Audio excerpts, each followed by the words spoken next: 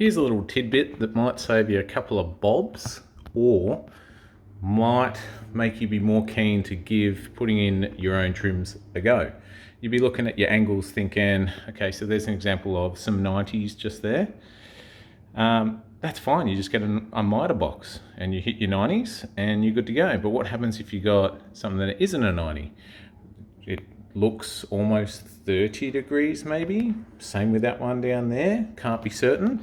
When it comes to putting in trims, and especially when you use timber trim, not those aluminium or stainless trims, because you really do have to be bang on, whereas timber you can just bog it afterwards.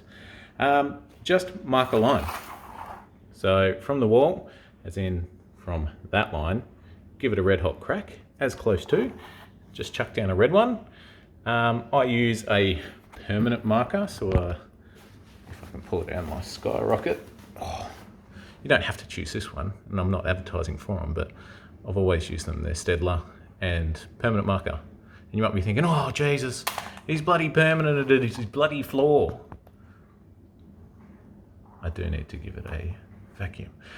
It doesn't matter. This is the hybrid floors, so they're waterproof and wear resistant and all that good stuff. And the thicker you go, the better. If you go thin, it's obviously cheaper, but it resonates sound like a madman. So you want to go the thicker that you can afford. Anyway, so you mark your permanent marker on the ground and then you lay your piece as so, up against the wall, whatever. And you leave it there. But you can already see that I'll have one mark up against the wall where I need it to stop, and then I'll have my other mark where I need it to stop. So just grab my pen, mark there, and then I can cut on that line. And then you're like, oh, that's fantastic, well done. Now you've done one, but what about the other one? Well, you just leave that mark there and you shove it against the wall, and then you get your finish mark and then your next mark and you cut it straight down there. Then your two pieces will butt exactly up against each other. Then you move on to the next one and you put a mark down there. This line here doesn't matter. You could have that on an extreme angle like this if you wanted to. It'll look stupid up against the wall. So there's the wall running straight up and down, and you got an angle off. It'll look stupid, but you'll still get the exact same angle. One will be large and one will be a short angle. So not a big deal. Just give it a red hot crack. And then you're thinking, what's he going to do about the permanent marker on the floor? Isn't it going to stain? Well, no.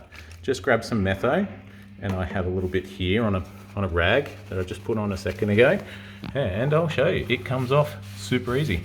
Done. What permanent marker line? Easy as that. Give it a go.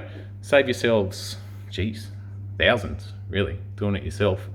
And just follow the instructions and it all comes out Mickey Mouse. Yeah, super stoked. See ya.